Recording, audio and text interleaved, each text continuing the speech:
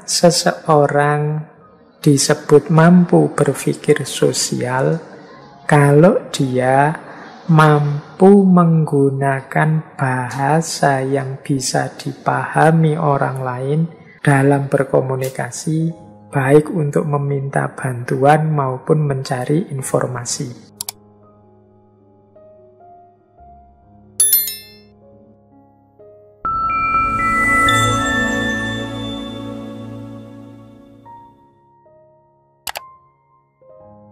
Assalamualaikum warahmatullahi wabarakatuh. Bismillahirrahmanirrahim. Bagi teman-teman, tema-tema berpikir ini agak terlalu jauh kemana-mana. Tapi sebenarnya tema-tema berpikir yang bulan ini kita angkat, inilah perwujudan kalau saya bilang filsafat itu kan cinta kebijaksanaan. Tidak berhenti hanya pada kebenaran. Nah, kebijaksanaan berpikir itu berpikir yang tidak hanya berhenti pada kebenaran, tapi juga mempertimbangkan situasi, memiliki visi, nilai-nilai dalam penerjemahannya. Jadi tidak cukup kita berpikir kritis atau kreatif saja, tapi juga harus etis. Karena kadang-kadang pemikiran-pemikiran yang luar biasa ketika disampaikan atau diwujudkan secara tidak etis, target, maksud, dan tujuan dari kebenaran tadi kemudian jadi tidak maksimal atau malah tidak terwujud. Berarti untuk bisa bijaksana kita tidak hanya dituntut berpikir kritis, kreatif, tapi juga berpikir etis. Nah, malam hari ini kita akan belajar lagi ternyata untuk bisa jadi bijaksana itu tidak cukup berpikir etis, tidak cukup berpikir kritis, kreatif, tapi juga berpikir sosial. Jadi kemampuan kita membaca realitas sosial dan bagaimana kita mendayagunakan akal pikiran kita di tengah kehidupan masyarakat. Ya tujuannya sama, karena yaitu agar kebenaran yang kita miliki, yang kita temukan, itu bisa diterapkan secara tepat, secara maksimal kemanfaatannya di tengah masyarakat. Maka penting kita belajar cara berpikir sosial atau social thinking. Jadi berpikir secara berhadapan dengan orang lain. Ini istilahnya social thinking. Nah, bismillah ya, kita belajar gimana sih social thinking itu, bagaimana kita belajar berpikir dengan mempertimbangkan hadirnya orang lain. Ya memang bulan ini isinya thinking. Semoga teman-teman tidak jadi overthinking, kokean mikir. Ini teknis-teknis sebenarnya. Mari kita belajar. Alhamdulillah kalau di bulan ini kita dapat beberapa keterampilan baru.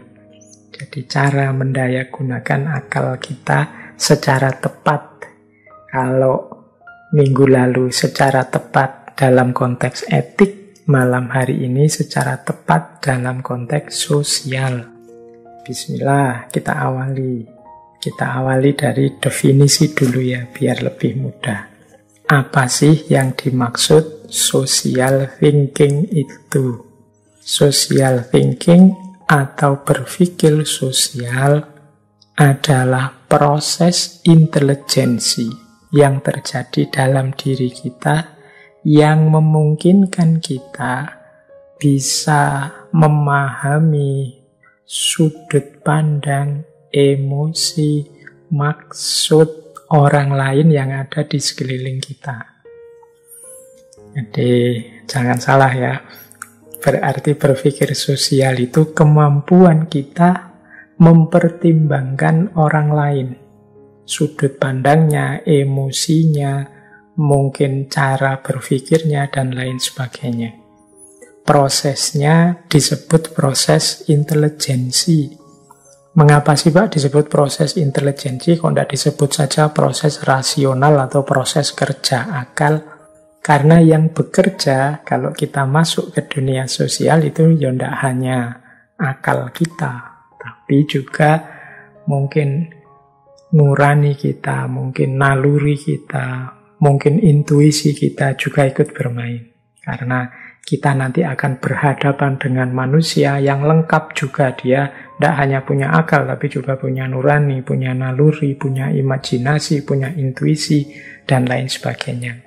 Kita pun menangkapnya sesuai dengan kapasitas kita. Nah, semakin pandai kita berpikir sosial, biasanya semakin mudah kita bergaul, berbaur di tengah masyarakat. Mengapa sih berpikir sosial itu penting? Yang pertama, karena saat kita berhubungan dengan orang, manusia itu kan makhluk sosial. Mau tidak mau, membutuhkan, memerlukan secara niscaya berhadapan dengan orang lain. Jadi, tidak mungkin kita bisa hidup sendirian, apalagi hari ini.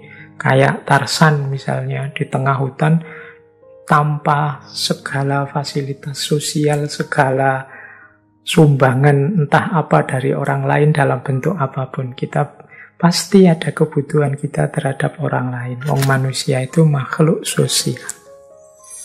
Nah, berarti apa? Kita dituntut untuk punya kemampuan menanggapi, punya kemampuan berpikir saat berhadapan dengan orang lain. Jadi kalau kita sedang berhadapan dengan orang lain itu kan, misalnya kita ngobrol dengan orang, itu kan biasanya kita juga menjajaki siapa orang ini, seperti apa karakternya kira-kira, kemudian dia ini apa yang dia inginkan. Nah, itu kan kita selalu berpikir menebak-nebak ke sana. Nah, itulah sebenarnya bagian dari social thinking. Misalnya teman-teman mungkin kapan-kapan ya berkunjung ke tempat saya misalnya. Teman-teman ngertinya, wah Pak Faiz itu yang tiap hari menemani belajar filsafat, ngaji filsafat. Berarti Pak Faiz itu ngerti tentang filsafat-filsafat. Terus teman-teman ketika ketemu saya, terus ketika mau ngobrol, biasanya terus mengarah-arah ke filsafat. Karena Pak Faiz ini ngerti ini filsafat. Berarti pasnya ya diajak ngobrol tentang filsafat deh. Nah, ini salah satu contoh kemampuan kita menanggapi hadirnya orang lain. Ini yang kita sebut sebagai social thinking. Jadi kita berpikir tentang orang, kemudian kita mampu menyesuaikan dengan orang itu. Demikian pula tanggapan kita terhadap orang lain, kalau ada orang menanggapi kita, kita juga mampu menangkapnya sesuai dengan kapasitas berpikir kita. Terus misalnya pas ngobrol dengan saya, ngomong tentang filsafat, ngomong macam-macam, teman-teman juga bisa menanggapi, bisa menangkap, bisa menerima apa yang saya sampaikan. Tidak hanya dari perspektif teman-teman, tapi juga bisa membaca dari perspektif saya yang ngomong. Jadi di antara kemampuan social thinking itu ya kemampuan memahami orang lain. Jadi tidak hanya memahami apa yang kita inginkan dan kita pikirkan. Jadi inilah mengapa tema malam hari ini menurut saya penting. Karena hari ini kan kita lihat banyak sekali konflik-konflik, banyak sekali perdebatan-perdebatan, banyak sekali polemik-polemik yang mungkin tidak perlu terjadi kalau kita punya kapasitas social thinking yang tinggi. Jadi kita bisa memahami orang lain juga bisa memahami kita. Mengapa sih penting kita untuk memahami orang lain itu? Apa tidak cukup kita memahami diri kita sendiri? Ya yang pertama, mengapa kok tidak cukup kita memahami diri kita sendiri? Karena masing-masing orang itu beda-beda isi pikirannya, cara berpikirnya, nilai-nilai yang dia pegangi, kepribadiannya beda-beda. Tidak sama dengan kita. Yo, kalau seragam sih tidak masalah. Berarti kita kalau kita mikir tentang kita sama aja dengan mikir tentang orang. Tapi karena orang ini beda-beda, itu yang sering kita sebut sebagai pluralitas, keragaman. Nah, biasanya kita menerima kan kalau saya bilang, oh memang isi kepalanya orang beda-beda, pendapatnya orang beda-beda. Nah, sampai di titik ini kita biasanya menerima. Tapi jarang kita berlanjut kalau beda-beda. Terus kenapa? Ya kalau beda-beda itu harusnya kita saling memahami, bukan saling memaksakan pemahaman. Kalau kita memaksakan pemahaman kita kepada orang lain, itu sebenarnya menunjukkan kita belum menerima pluralitas tadi, belum menerima macam-macam cara berpikir orang, gaya hidup orang, kepribadian orang. Kita masih hanya menerima cara kita, nilai-nilai kita, kepribadian kita sendiri. Sehingga ketika tidak cocok, kita langsung saja melontarkan kritik-kritik, melontarkan serangan-serangan yang menjatuhkan. Tanpa terlebih dulu kita lakukan pemahaman. Yuk kita pahami orang lain dari perspektifnya, dari konteksnya. Tidak hanya dari perspektif kita atau konteks kita. Ini yang saya sebut kita jarang memposisikan diri di perspektif orang yang kita baca. Sehingga ya pantas kalau begitu muncul konflik-konflik. Setiap orang memaksa agar pemahamannya diterima, pemikirannya diterima. Jarang orang yang mencoba membuka diri untuk juga memahami perspektifnya orang lain. Disinilah menurut saya pentingnya social thinking, kemampuan berpikir sosial. Nah, nanti ada pandangan sebenarnya kemampuan berpikir sosial ini sifatnya natural, alami. Jadi secara alami manusia itu memang makhluk sosial. Jadi orang suka sekali berteman, mencari teman. Orang suka sekali kalau punya pasangan. Orang cenderung untuk tidak sendirian dan mencari orang yang bisa diajak ngobrol, bisa diajak bareng, yang bisa mendampingi dalam berbagai urusan dan lain sebagainya. Jadi ini fitrah sosialnya manusia. Sehingga kemampuan berpikir sosial ini sebenarnya sifatnya intuitif. Nah, ada pandangan seperti itu. Intuitif itu berarti ya tidak perlu dipelajari secara mendalam, otomatis saja pasti bisa kok orang itu bergaul, orang itu menyesuaikan dengan lingkungannya, beradaptasi dengan sekelilingnya.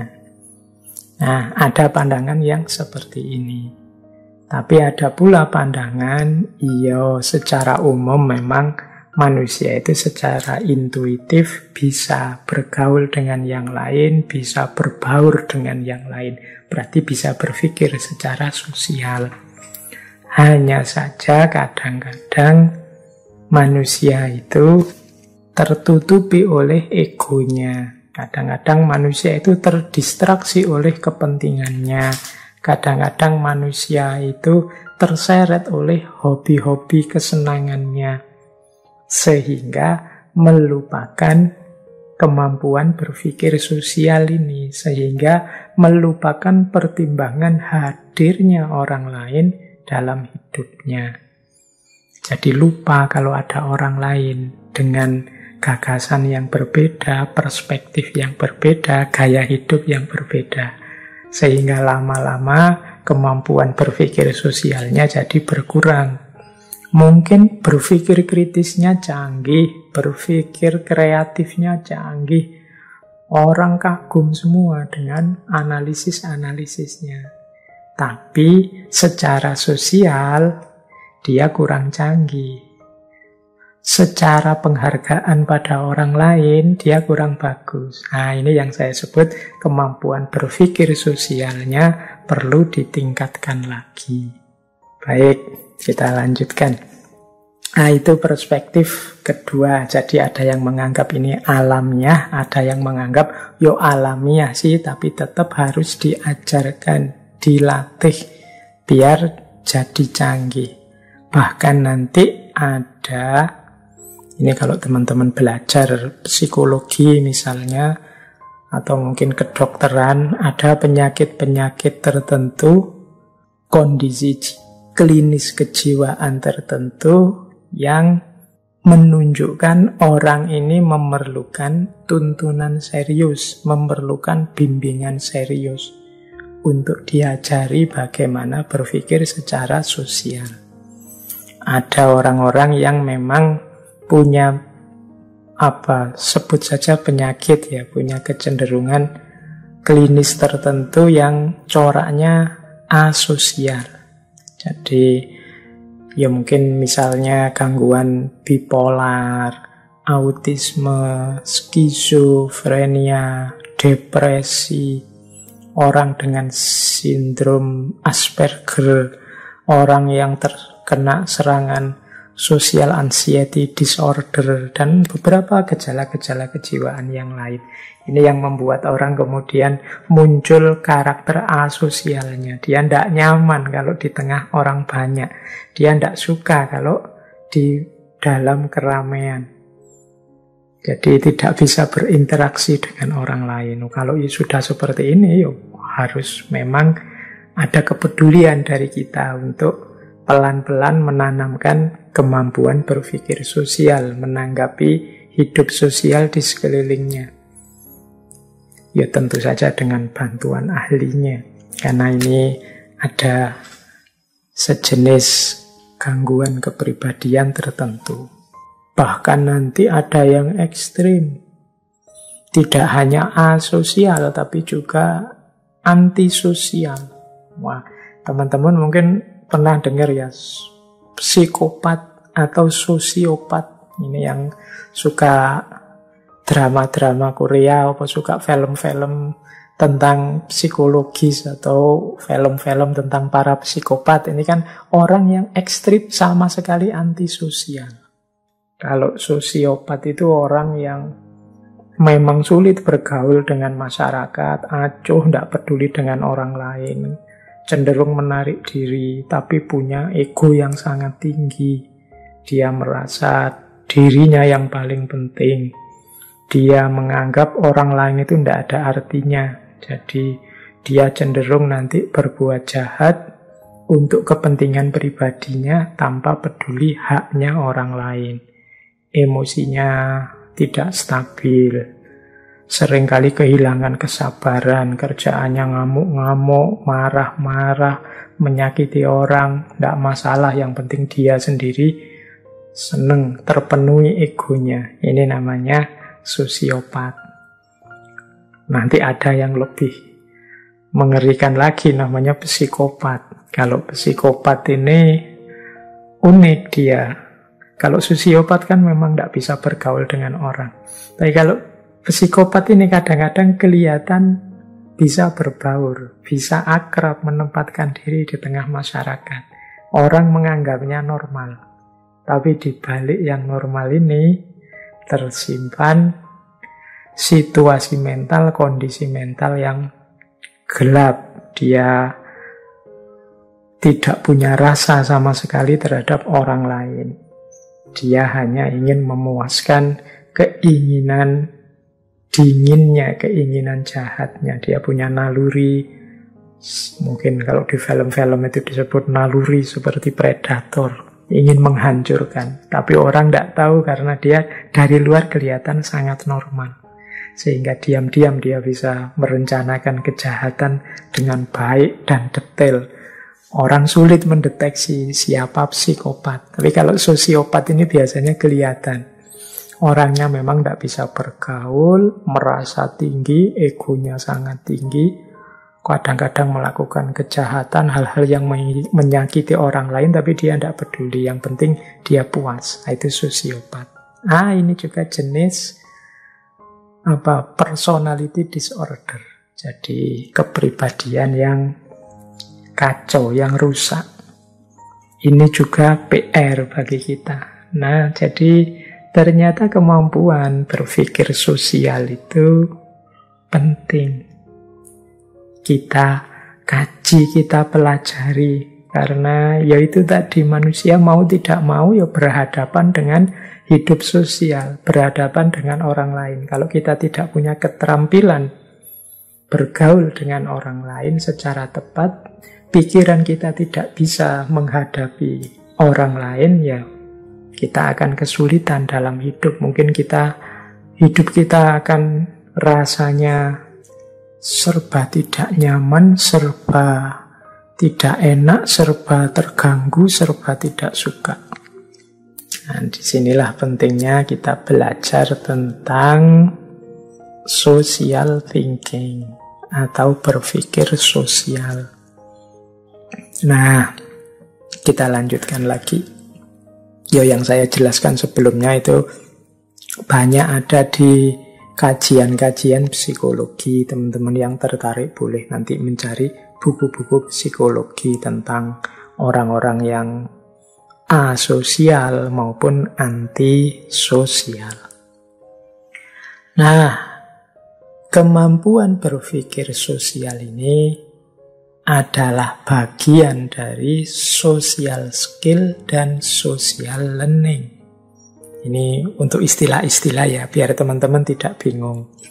Social skill itu serangkaian keterampilan yang memungkinkan kita berkomunikasi, bersosialisasi, berhubungan orang lain dengan baik. Ini namanya social skill, kemampuan hidup sosial. Isinya social skill itu macam-macam. Antara lain social thinking, kemampuan berpikir sosial. Nah, dari mana social thinking ini diperoleh, kemampuan berpikir sosial ini diperoleh? Antara lain dari social learning, pembelajaran sosial. Jadi, pembelajaran sosial itu hal-hal yang kita pahami, kita terima, kita jadikan pedoman dari pengalaman kita sehari-hari berinteraksi dengan orang lain. Jadi itu namanya social learning. Kemampuan kita berpikir sosial itu banyak juga ditentukan oleh social learning kita. Semakin banyak pengalaman kita belajar bersama orang lain, biasanya kita semakin cerdas, semakin canggih cara berpikir sosialnya. Jadi secara istilah-istilah mungkin teman-teman biar tidak bingung ya, social thinking, social learning, social skill. Social skill itu kemampuan kita untuk hidup secara sosial. Social learning itu pelajaran-pelajaran yang kita dapat dari hidup secara sosial. Social thinking itu kemampuan kita berpikir menghadapi hidup sosial atau menghadapi orang lain. Jadi mudahnya itu, biar tidak keselip-selip istilahnya. Baik, kita lanjutkan. Wah, di sini sedang gerimis hujan. Semoga suaranya tidak mengganggu teman-teman. Tidak apa-apa. Semoga suara saya masih jelas juga. Baik, kita lanjutkan. Nah, ada seorang tokoh perempuan. Namanya Michelle Garcia Winer. Beliau ini dipandang sebagai tokoh yang concern mempopulerkan social thinking. Beliau punya lembaga juga, nulis banyak buku juga tentang social thinking ini. Teman-teman boleh mencari bukunya. Ini buku-bukunya Michelle Garcia Winer ini banyak dipakai untuk pembelajaran penanaman social thinking pada anak-anak, termasuk anak-anak yang berkebutuhan khusus. Nah, ada satu pandangan dari Michelle Garcia Winer ini tentang social thinking ini. Bagi beliau, social thinking ini lebih penting daripada sekedar social skill. Kita kan sering ini ada pelatihan-pelatihan untuk menanamkan soft skill dalam hal social skill, menanamkan kemampuan bersosialisasi pada anak-anak muda, pada anak-anak sekolah. Kata Michel Garcia, yang paling penting sebenarnya social thinking ini. Kalau social skill yang lain itu kan biasanya kita memberi paket jadi. Bagaimana caranya berkomunikasi dengan ramah, diawali dengan senyum, dan macam-macam. Itu banyak model-model social skill yang diajarkan. Nah, menurut Michel Garcia lebih penting social thinking ini. Mengapa? Karena situasi sosial itu dinamis, berubah-ubah. Kalau dulu ekspresi tertentu dianggap ekspresi kesopanan, mungkin sekarang berubah. Dulu pola komunikasinya langsung, sekarang pakai HP. Nah, berubah kan situasinya. Kalau kita hanya hafalan, menghafalkan cara berinteraksi, mana yang sopan, mana yang tidak, mana yang kritis, mana yang tidak. Pada saatnya mungkin situasinya berubah. Yang dulu dianggap sopan, sekarang tidak sopan. Maka disitulah pentingnya kita tidak hanya punya social skill, tapi mampu melakukan social thinking. Sehingga kita bisa beradaptasi sewaktu-waktu kalau ada perubahan dinamis tadi. Oh, ini situasinya berubah, tidak kayak dulu lagi. Nah, apa yang harus saya lakukan? Ini yang dimaksud pentingnya social thinking, tidak hanya social skill. Kemampuan kita berpikir secara lebih jeli, mempertimbangkan situasi sosial. Tidak sekedar menghafalkan pola-pola interaksi atau cara-cara ekspresi yang dianggap benar atau baik secara sosial. Karena bisa jadi yang hari ini diposisikan sebagai benar, baik, sopan, beberapa tahun yang akan datang berubah. Maka penting kita tidak hanya memahami bagaimana cara berinteraksi yang baik dan benar atau social skill, tapi juga bagaimana cara kita untuk berpikir sosial. Kita berpikir mempertimbangkan situasi dan kehadiran orang lain. Oke, baik. Jadi itu tentang pengertian dan dasar-dasarnya social skill. Kita lanjutkan. Ini referensi kita malam hari ini memang banyak mengambil dari bukunya Michel Garcia Winner tadi. Nah, seperti apa sih keterampilan-keterampilan pokok, keterampilan berpikir yang utama dalam hal social thinking atau berpikir sosial ini? Ada rumusnya ternyata. Rumusnya berpikir sosial itu adalah I love. Love tertawa ya, bukan love cinta. I love. I-L-A-U-G-H. I-L-A-U-G-H. Ini keterampilan berpikir sosial. Ini maksudnya kode-kode, singkatan. I itu singkatan initiating. L itu listening with eyes and brain. E itu abstracting and inferencing. U itu understanding perspective. G itu getting the big picture. H itu humor. Nah, kita bahas satu-satu ya. Keterampilan berpikir. Berarti untuk menguji apa aku ini sudah terampil benar berpikir sosial, apakah aku sudah punya keterampilan-keterampilan ini, kemampuan-kemampuan ini. Yang pertama, seseorang disebut mampu berpikir sosial kalau dia mampu menggunakan bahasa yang bisa dipahami orang lain dalam berkomunikasi, baik untuk meminta bantuan maupun mencari informasi. Jadi initiating itu berarti ketika dia berinisiatif menyampaikan sesuatu, berinisiatif menanyakan sesuatu atau mencari informasi tertentu kepada orang lain, dia mampu melakukannya. Dan orang lain paham. Nah, ini berarti kita sudah punya prasyarat pertama. Bisa bertanya yang bisa dipahami orang, bisa berkomunikasi, menyampaikan sesuatu, menanyakan sesuatu yang bisa dipahami orang. Itu initiating.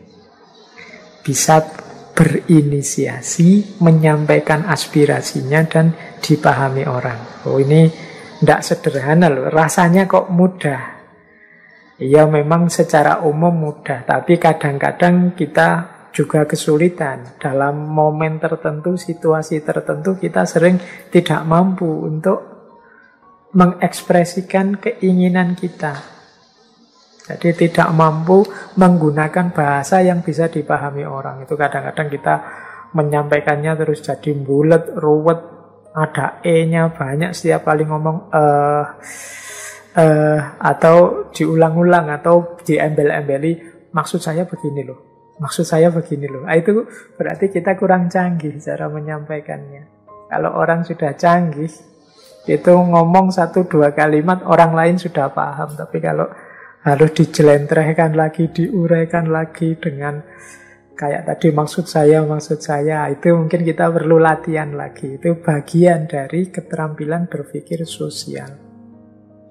Jangan dikira mahasiswa-mahasiswa pinter, profesor, dokter yang luar biasa itu sudah sangat canggih di level ini. Kadang-kadang ya mereka-mereka itu ada kesulitan tersendiri untuk menyampaikan apa yang ingin mereka sampaikan ke tengah masyarakat. Mungkin karena terlalu tingginya wawasannya atau terlalu dalamnya filsafat-filsafatnya, jadi ketika menyampaikan ke masyarakat, ya masyarakat hanya melongo saja, tidak paham ini orang ini ngomong apa, ingin menyampaikan apa, mereka hanya tolah-toleh saja. Kadang-kadang kalau ada situasi kayak gini kan yang kita salahkan masyarakatnya. Wah, dasar masyarakat tidak pinter, dasar masyarakat kelas rendah, masyarakat kurang pendidikan, dan lain sebagainya. Jangan-jangan yang salah kita. Kita yang tidak mampu mengemas ide, mengemas gagasan yang bisa diterima oleh pikiran mereka. Harusnya kita yang terdidik, yang bersusah payah menyesuaikan dengan kemampuan berpikir mereka. Ya terbalik, kalau mereka yang pendidikannya tidak tinggi, kita paksa menyesuaikan dengan kapasitas berpikir kita. Berarti yang harus susah payah ya harusnya kita. Logika sederhananya kan begitu.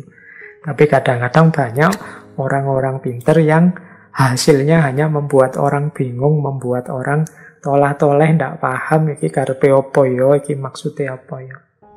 Nah, itu yang ciri pertama orang mampu berpikir sosial. Ya, ini mungkin kita yang mahasiswa, teman-teman yang mahasiswa itu kan sering mengalami seperti ini.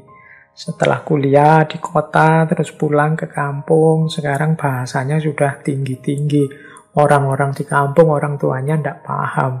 Kalau ngomong sekarang ada eksistensi lah, paradigma lah, kondisional, prasyarat, eksistensial, dan lain sebagainya. Itu gaya mahasiswa di kampus dibawa ke kampung. Akhirnya orang kampung tidak paham, tidak nyambung sama dia.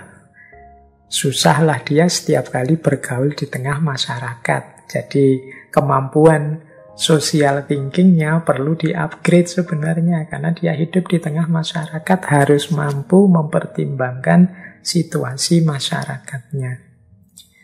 Nah, ini penting mungkin. Aspek yang pertama ini initiating, kita juga harus belajar.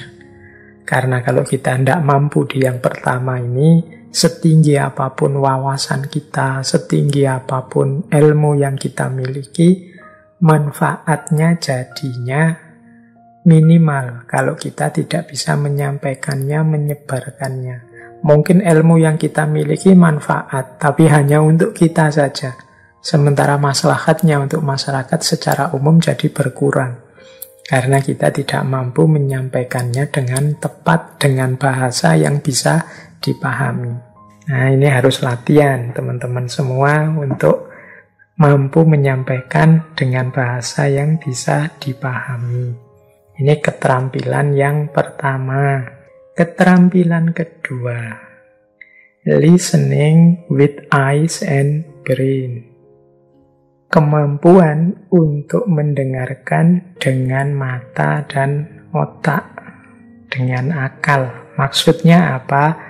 Mampu berkonsentrasi, menanggapi secara serius kalau ada orang yang berkata-kata. Meskipun mungkin kita tidak tertarik dengan apa yang dia sampaikan. Nah, itu namanya listening with eyes and brain.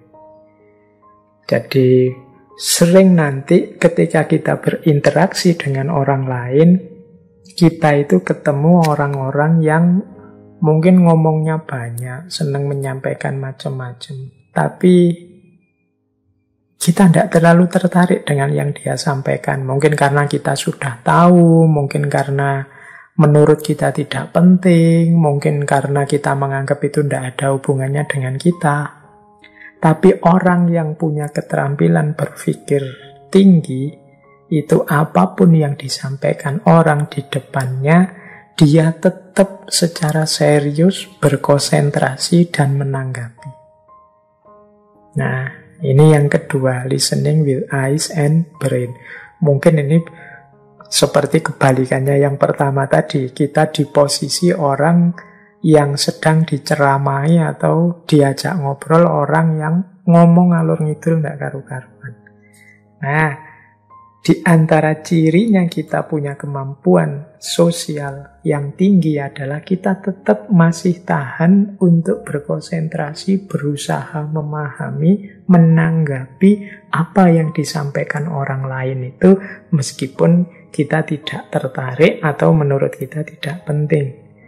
Dan itu tidak hanya dalam pikiran, tapi juga kelihatan di gestur kita. Mata kita masih fokus pada dia yang menyampaikan. Gerak tubuh kita itu menunjukkan kita tetap perhatian padanya. Pikiran kita juga fokus pada yang dikatakannya. Nah, ini termasuk jenis keterampilan berpikir sosial juga. Jadi listening with eyes and brain. Kita mendengarkan tidak hanya dengan telinga, tapi juga dengan mata, tapi juga dengan pikiran. Jadi ya kalau telinga kan otomatis terdengar. Kadang-kadang ada orang itu karena tidak tertarik, terus matanya nengok kiri, nengok kanan. Tampak sekali kalau dia tidak minat, tidak tertarik. Atau orang ngomong panjang lebar, kita malas menangkap, tidak mau menangkap sama sekali. Sehingga kadang-kadang kalau sudah selesai orang ngomong, dia minta tanggapan kita, terus jawaban kita, tadi ngomong apa? Tadi maksudnya apa? Apa sih yang kamu sampaikan tadi? Dan macam-macam yang sejenis itu. Itu menunjukkan kita tidak punya keterampilan yang kedua tadi, listening with eyes and brain. Ini selain keterampilan berpikirnya juga menunjukkan kita tidak punya kemampuan respect pada orang lain. Jadi ini yang huruf L-nya.